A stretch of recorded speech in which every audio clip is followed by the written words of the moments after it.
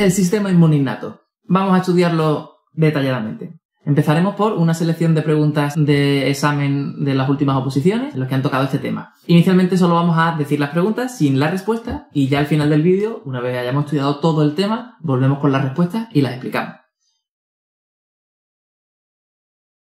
Primera pregunta. ¿Cuál de las siguientes moléculas facilita la unión de los linfocitos T a las paredes endoteliales? Y te dan 4 opciones que son beta-2-microglobulina, selectina L, TLR número 9 o NF-κB. Siguiente pregunta. ¿Cuál de las siguientes no es una citoquina inflamatoria? Y te dan varias opciones.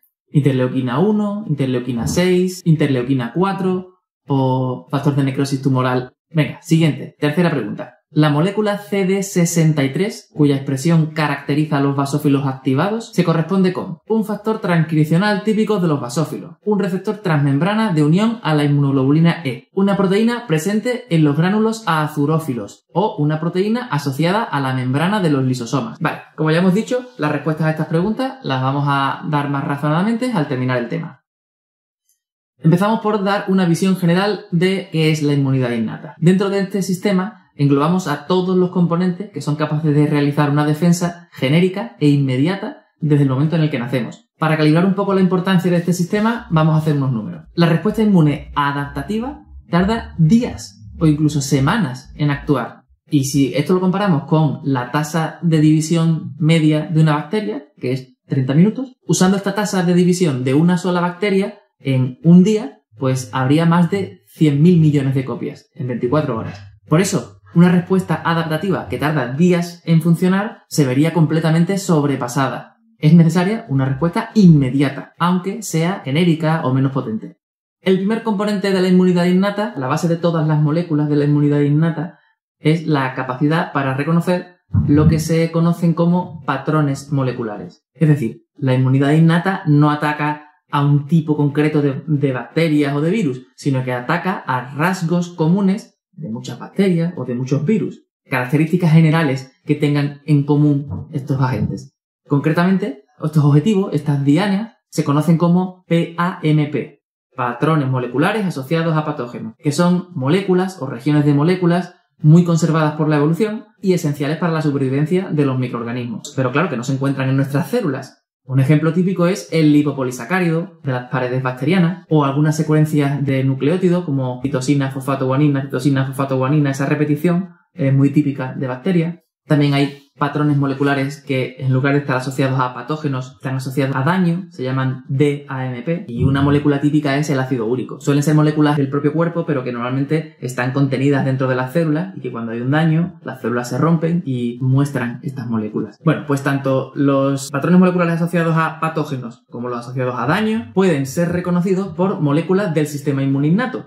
¿Por qué moléculas? Pues, por ejemplo, la más típica son los receptores de membrana capaces de reconocer estos patrones. Se llaman PRR. Y el más típico, el más famoso, son los receptores de membrana tipo TOLL, T-O-L-L, que es una palabra que viene del alemán y que significa algo del tipo de asombroso o algo similar, que la historia es que se descubrieron concretamente en una línea de moscas a las que les inducían mutaciones mediante agentes químicos o mediante radiación y vieron que los embriones tenían varios vientres y vieron que además esas moscas mutadas con 2 vientres eran súper susceptibles a infecciones por hongos y acababan de hecho totalmente cubierta la mosca por hongos. Este estudio llevó a conectar esta susceptibilidad a unas moléculas que se llamaron receptores tipo TOLL. TOLL en honor a la línea de moscas asombrosas en las que se descubrió. Estos receptores TOLL, pues hay muchos de ellos capaces de reconocer distintos patrones moleculares patogénicos y la nomenclatura siempre es TLR, TOLL-like receptor, o sea, el receptor de tipo TOLL, y después pues un número que hace referencia a qué tipo concreto de receptor TOLL estamos hablando. Un ejemplo clásico es el TLR número 4, que reconoce el lipopolisacárido bacteriano. Y vamos a ver la cadena completa. Inicialmente, el lipopolisacárido,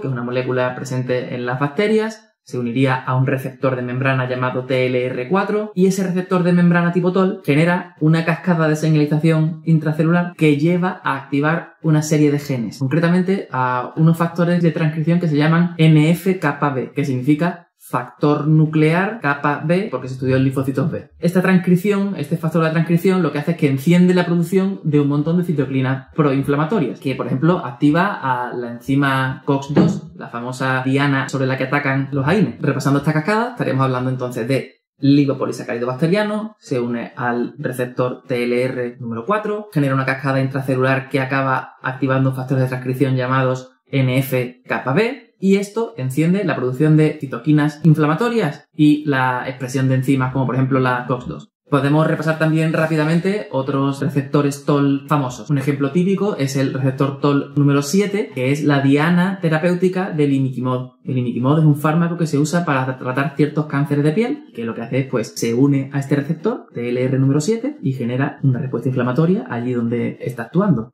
Otro ejemplo típico, el receptor TOL número 9, que es el receptor de lo que hemos hablado antes, la cadena de citosina, fosfato, guanina, citosina, fosfato, guanina. Bien, aparte de todos estos receptores TOL, que hemos hablado que son receptores de membrana que reconocen patrones, también tenemos receptores que no son de membrana, sino que pueden ser a lo mejor intracelulares y que también reconocerían patrones. Estos receptores se llaman NLR en lugar de TLR. Estos, como están en intracelulares, en el núcleo y demás, pues son NLR. Y se activan cuando hay algún patrón molecular de patógeno o de daño. Comienzan una cascada intracelular que, por ejemplo, una cosa típica es que acaban en la formación de unos complejos proteicos que se llaman inflamasomas.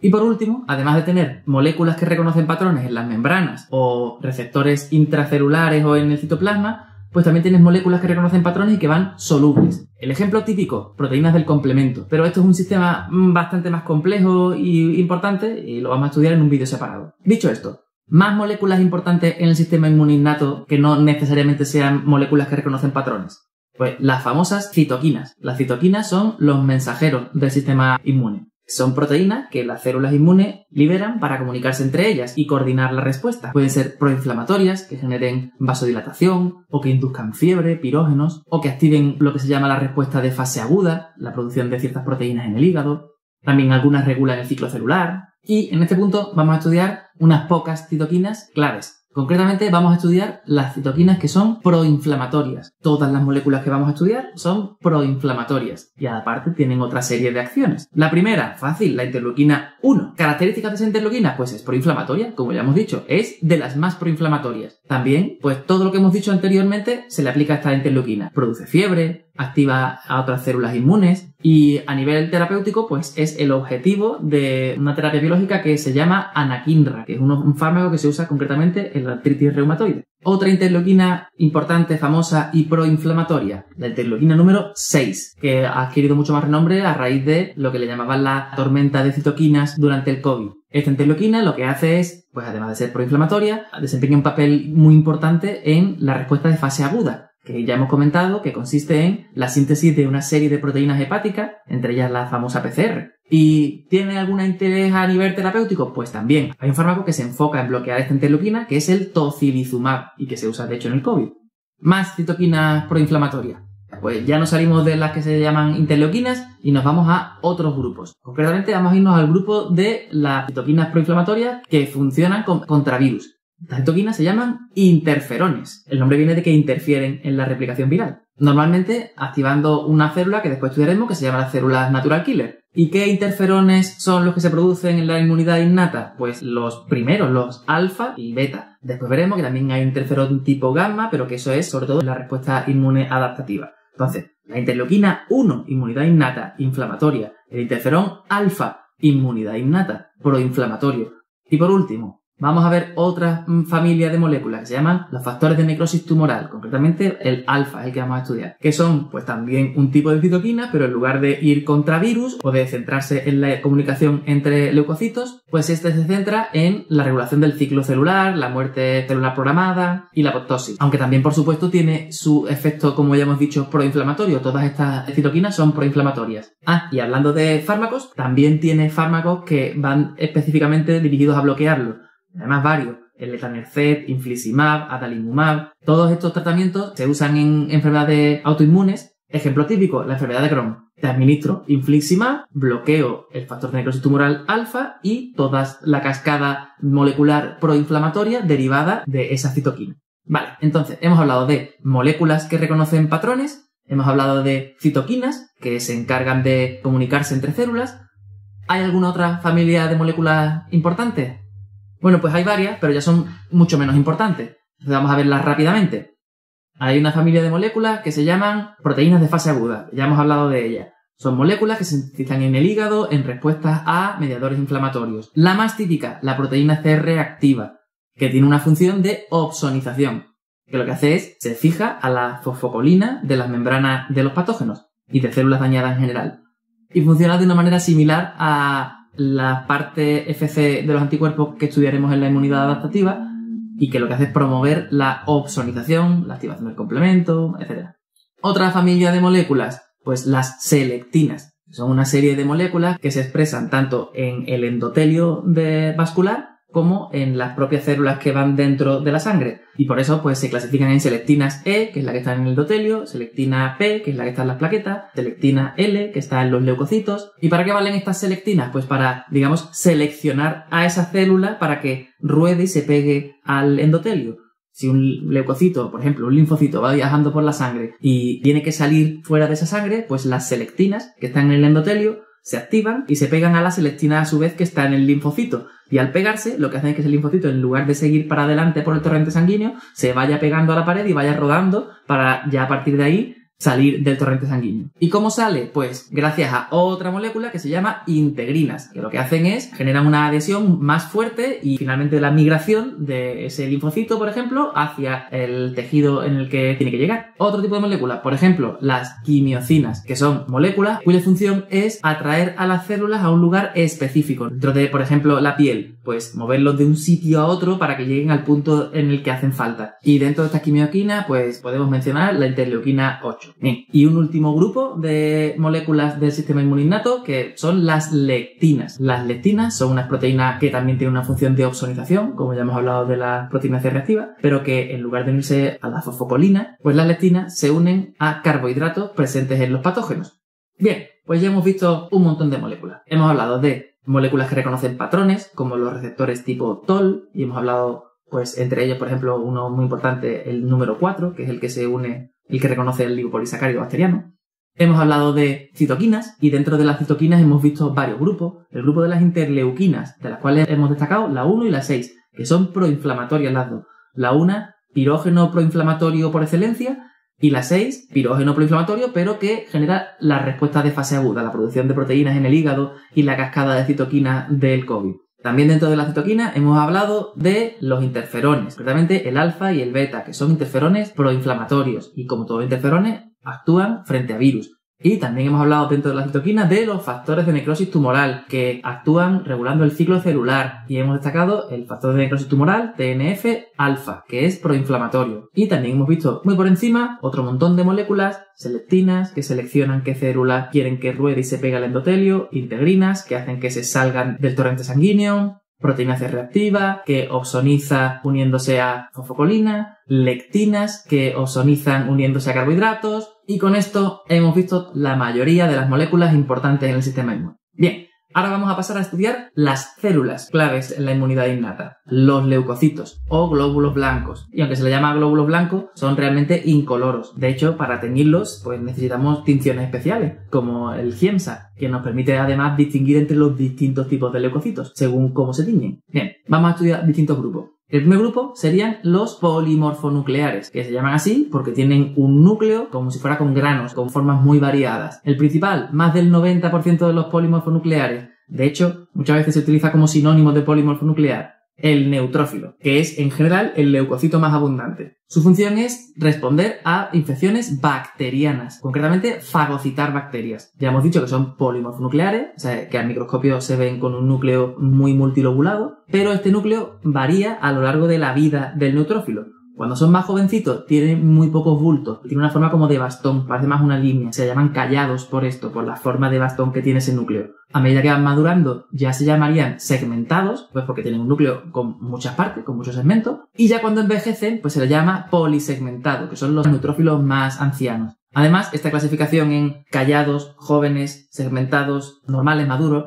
polisegmentados, ancianos, se utiliza para hablar de la famosa desviación izquierda. Se le llama desviación izquierda cuando hay un predominio de neutrófilos del tipo callado, que eso indica que tu médula está produciendo un montón de neutrófilos y por eso la mayoría de los que se ven son jóvenes, son callados. Y eso ocurre pues en la respuesta normal a la inflamación.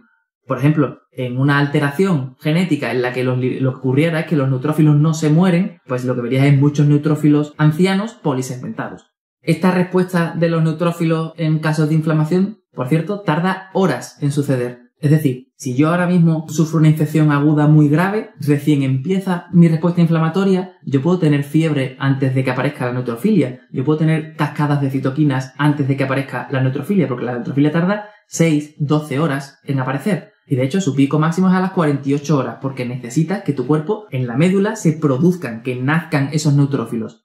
Y después, pues según se vaya resolviendo, tardarán una semana, 5 días en ir descendiendo y desaparecer. Siguiente grupo de células, los eosinófilos. Son mucho menos numerosos y se distinguen porque los gránulos que tienen son rojizos. Concretamente, fijan eosina. Su principal función es lo que se llama citotoxicidad, es decir, generan tóxicos que matan patógenos que no son capaces de fagocitar, que sean tan grandes que un neutrófilo no sea capaz de tragárselo, sino que necesito generar tóxicos que lo vayan matando. Por ejemplo, pues gusanos, ¿no? Y por esto mismo, donde los puedes encontrar principalmente es en las mucosas, en el tracto respiratorio, en el gastrointestinal, y se han hecho conocidos por su papel en enfermedades alérgicas como el asma o la esofagitis eosinofílica. Dentro de estas alergias, los eosinófilos están implicados en lo que se llaman las reacciones retardadas, que ya estudiaremos cuando hablemos de hipersensibilidad. Último tipo de polimorfo nuclear que vamos a estudiar, los basófilos. Los basófilos, que son los polimorfos nucleares menos abundantes, están profundamente relacionados con los mastocitos, que serían como el basófilo, pero ya instalado en un tejido, por ejemplo, en la piel. Estos basófilos y mastocitos contienen una serie de gránulos que liberan mediadores proinflamatorios. El principal, la histamina. ¿Y cómo se libera? Pues, por ejemplo, en la membrana, estos basófilos y mastocitos expresan un receptor para la inmunoglobulina E, que ya estudiaremos. Cuando se activa, lo que hace es que los gránulos que están dentro del basófilo los libera. Esos gránulos son vesículas que contienen pues la histamina. Y al liberarla, pues se produce una reacción inflamatoria muy potente de vasodilatación, de rubor, de calor, de dolor, etc. También destacar que cuando ocurre esto, la activación del basófilo para que libere la histamina, hay una molécula que se encuentra en la pared de la vesícula y que cuando la vesícula se libera, se fusiona con la membrana y por lo tanto pasa a estar en la membrana celular. Esta molécula, que se llama CD63, pues marca a los basófilos que ya han madurado, pues marca a los basófilos que están activados, que han sido activados por la inmunoglobulina E. En resumen, para tener una visión general de basófilos y eosinófilos, podríamos decir que ambos están implicados en respuestas frente a patógenos no fagocitables, como por ejemplo los parásitos, los helmintos, ¿no? Pero cada uno tiene una velocidad y una forma de responder. El basófilo es el que responde más rápido y su forma de responder es mediada por IgE y secretando histamina. Y los eosinófilos son un poco más lentos y atacan produciendo toxinas. Vale, fuera ya de los polimorfonucleares, otros tipos de leucocitos importantes en el sistema inmune innato. Pues lo que se llaman mononucleares. Dentro de estos mononucleares habría dos. Estaría el monocito y los linfocitos. Vamos a centrar en los monocitos.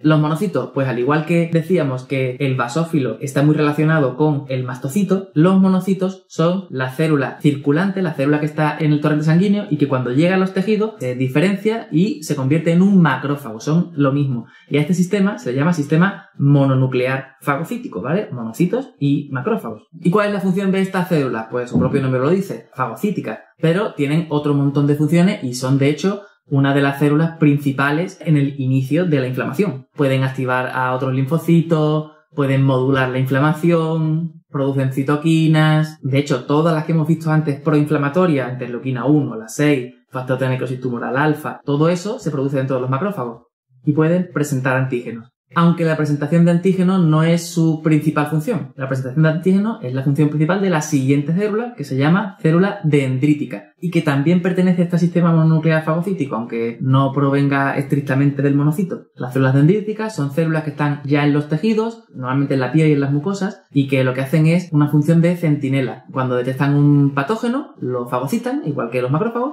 pero no con la intención de matarlo únicamente, sino que es para migrar a un ganglio linfático y enseñárselo a los generales que son los linfocitos y que estudiaremos ya en la inmunidad adaptativa. Son como el puente entre la inmunidad innata y la adaptativa. Vale, y último tipo de célula que vamos a estudiar, el otro mononuclear, que no son los monocitos, que son los linfocitos. Los linfocitos, la enorme mayoría, pertenecen al sistema inmune adaptativo, Pero hay un tipo de linfocito que pertenece al sistema inmune innato, que se llama linfocito NK, Natural Killer. Y que a diferencia de los linfocitos T y B, que como hemos dicho, pertenecen a la inmunidad adaptativa, pues estos Natural Killer no necesitan adaptarse ni ser educados para atacar. Su función es lo que se llama citotoxicidad directa. El Natural Killer lo que hace es que va monitorizando todas las células del cuerpo y si las reconoce como célula propia, pues no actúa. Ahora, si no la reconoce como célula propia del cuerpo, actúa y la intenta atacar, pues mediante esta citotoxicidad. ¿Y cómo sabe si es una célula propia o una célula interna? Pues a través de la detección de lo que se llaman complejos de histocompatibilidad, que son un grupo de moléculas muy importantes y que esto vamos a estudiar en un vídeo también aparte. Vale, ahora que ya hemos terminado con todo el tema del sistema inmune innato, vamos a repasar las preguntas iniciales que hemos hecho. La primera era, ¿cuál de las siguientes moléculas facilita la unión de los linfocitos T a las paredes endoteliales? Como ya hemos dicho, los linfocitos T y todos los leucocitos en general se unen a las paredes del endotelio mediante una molécula que se llama selectina, que selecciona a qué célula tiene que pegarse a la pared del endotelio. Las opciones eran selectina, concretamente ponía selectina L, porque es la de los leucocitos. Las otras opciones eran beta-2 microglobulina, que no tiene relación, receptor TLR9, que es un receptor tipo TOL, que hemos hablado que reconoce patrones y no tiene nada que ver con esto, y factor nuclear kappa B, el NF-kappa B, que como hemos dicho son una serie de factores de transcripción genética que actúan en la respuesta inflamatoria. Segunda pregunta, ¿cuál de las siguientes no es una citoquina proinflamatoria? Las opciones que había eran interleuquina 1, interleuquina 4, interleuquina 6 y factor de necrosis tumoral alfa. La respuesta correcta, ¿cuál no es proinflamatoria? Es la número 4, porque hemos estudiado que la 1 y la 6 son proinflamatorias. La 1, la principal, la que tiene todas las funciones centrales. La 6, típica del COVID, sobre la que se actúa con el tocilizumab y que ya hemos dicho que está relacionada con las respuestas de fase aguda. El factor de necrosis tumoral alfa, pues también hemos dicho que es una citoquina proinflamatoria y que regula el ciclo celular. La interleuquina 4, pues ya la veremos, no tiene nada que ver con esto y no es proinflamatoria. Tercera pregunta. La molécula CD63, cuya expresión caracteriza a los basófilos activados, se corresponde con... Y las opciones son un factor transcripcional de transcripción, típico de los basófilos. No, aquí, hablando de factor de transcripción, a lo mejor podríamos hablar del NF-kappa B. Segunda opción, un receptor transmembrana de unión a la inmunoglobulina E. No, ese receptor transmembrana tiene ese nombre, receptor transmembrana de unión a la inmunoglobulina E. Y ahora vienen las dos opciones más confusas, que son una proteína presente en los gránulos azurófilos o una proteína asociada a la membrana de los lisosomas. Concretamente, las vesículas que hay dentro de los basófilos y que liberan la histamina no son gránulos azurófilos, sino que son lisosomas. Contienen un montón de enzimas, entre ellas hemos hablado de la histamina y su papel vasodilatador muy importante, y hemos dicho que estas vesículas contenían el CD63 y que al activarse el basófilo o el mastocito, la vesícula viajaba hasta la membrana, liberaba su contenido y al liberar su contenido, esta molécula CD63 se quedaba ya en la propia membrana del basófilo, indicando que es un basófilo activo. Bueno, esta era un poco más compleja, pero también la hemos resuelto. Nada, espero que haya sido útil el tema y nos vemos en los siguientes.